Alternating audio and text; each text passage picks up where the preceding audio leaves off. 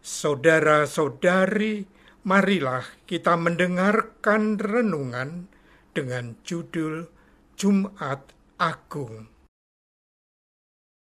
yang berdasarkan pada Injil Yohanes bab 19 ayat 30. Sesudah Yesus meminum anggur asam itu, berkatalah ia, "Sudah selesai." Lalu ia menundukkan kepalanya dan menyerahkan nyawanya. Dalam nama Bapa dan Putra dan Roh Kudus. Amin. Saudara-saudari terkasih dalam nama Tuhan Yesus Kristus. Sesudah itu, karena Yesus tahu bahwa segala sesuatu telah selesai, berkatalah ia, supaya genaplah yang ada tertulis di dalam kitab suci. Aku haus. Di situ ada suatu bekas penuh anggur asam. Maka mereka mencucukkan bunga karang yang telah dicelupkan dalam anggur asam pada sebatang hisop, lalu mengunjukkannya ke mulut Yesus. Sesudah Yesus meminum anggur asam itu, berkatalah ia, "Sudah selesai." Lalu ia menundukkan kepalanya dan menyerahkan nyawanya.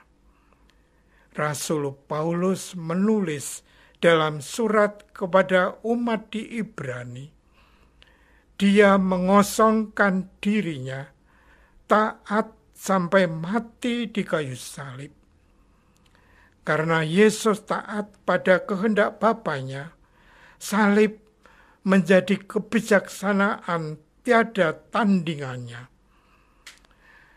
Memang sangat keterlaluan, namun itulah yang ada dan yang terjadi. Penderitaan dan kematian Yesus di kayu salib menjadi teladan bagi kita untuk berkorban bagi orang lain. Saudara-saudari terkasih, inilah teladan hidup Yesus yang terunggul, yaitu menjadi tebusan dan silih bagi orang yang berdosa.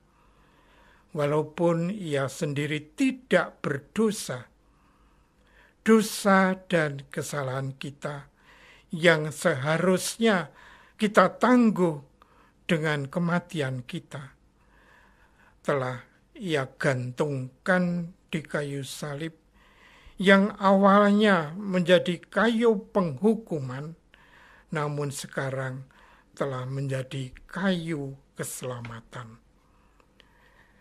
Beranikah kita meneladani Yesus yang mengorbankan dirinya bagi keselamatan semua orang? Tuhan Yesus, siapakah aku ini sehingga Engkau mau mati untuk kami? Engkau telah memberikan segala-galanya yang Engkau miliki dan kuasai. Engkau berjalan berkeliling dan berbuat baik, menghadirkan kerajaan Allah, menyembuhkan orang sakit, membela orang kecil, mengalahkan kuasa jahat dan iblis, membebaskan orang dari ikatan ketidakadilan.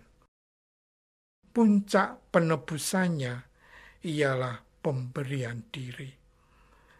Tangan terentang, lambung terenganga, ditembus tombak. Ia berseru, "Eli, Eli, lama sabatani." Ya Allahku, mengapa Engkau meninggalkan aku? Dan akhirnya Yesus berkata, "Sudah selesai. Saudara-saudari terkasih, sudah selesai. Consumatum est. Cinta Yesus itu sempurna, total, sepenuhnya. Cinta Yesus kepada Bapanya itu luar biasa. Tiada duanya. Yesus bukan saja dihina, disiksa, didera, dimahkotai duri, tetapi juga dipaku pada kayu salib. Ditombak lambungnya, menjadi bahan hinaan, tertawaan, tubuhnya penuh luka, berdarah, dan berdebu. Tidak ada tampang lagi, maka orang untuk memandangnya pun enggan. Tidak mau. Ia menjadi hamba Yahweh yang menderita tanpa dosa, tanpa salah. Namun bagi Allah Bapanya, ia diangkat oleh Bapanya. Ia menjunjung tinggi dan memuliakan Bapanya. Maut bukanlah kekalahan, melainkan kemenangan. Rencana keselamatan Allah terlaksana dalam diri Yesus. Ia menjadi silih atas dosa-dosa orang. Melalui air dan darahnya, Yesus datang, dan Roh Kudus meneguhkan buah Paskah bagi kita. Setan benar-benar dibuang keluar. Melalui salib, kepala pasukan menjadi percaya Yesus itu Tuhan. Jalan salib itulah jalan keselamatan. Saudara-saudari terkasih, ada baiknya kita pasangan suami istri pada hari Jumat Agung ini merenungkan cinta kasih kita sebagai suami istri. Dulu kita saling jatuh cinta, pacaran lalu menikah. Kita jatuh cinta karena ada yang menarik pada dirinya.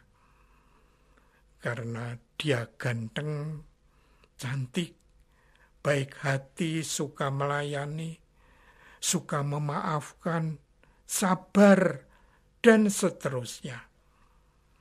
Namun dengan berjalannya waktu, punya anak, tenaga mulai berkurang, gaji semakin sedikit.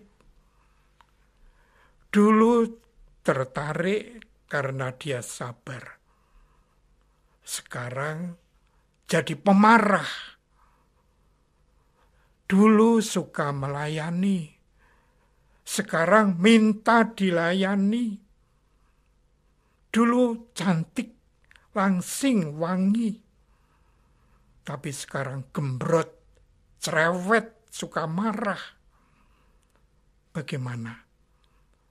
Apakah masih tertarik? Apakah masih cinta? Atau lebih baik ditinggalkan saja? Cari saja yang lain. Yes, never mind. Tidak beres, cari yang lain. Tidak. Jangan mencari yang lain. Jangan ditinggal pergi. Tetapi sebagai pasangan suami istri Katolik, tidak bisa diceraikan. Tidak bisa bercerai. Tetapi harus saling mengasihi dan memaafkan serta mengampuni. Apakah kita akan meneladani Yesus, setia pada kehendak Bapa, menjaga kelestarian perkawinan Gereja Katolik? Marilah kita berdoa. Ya Tuhan Yesus, kepadamu kami berlindung.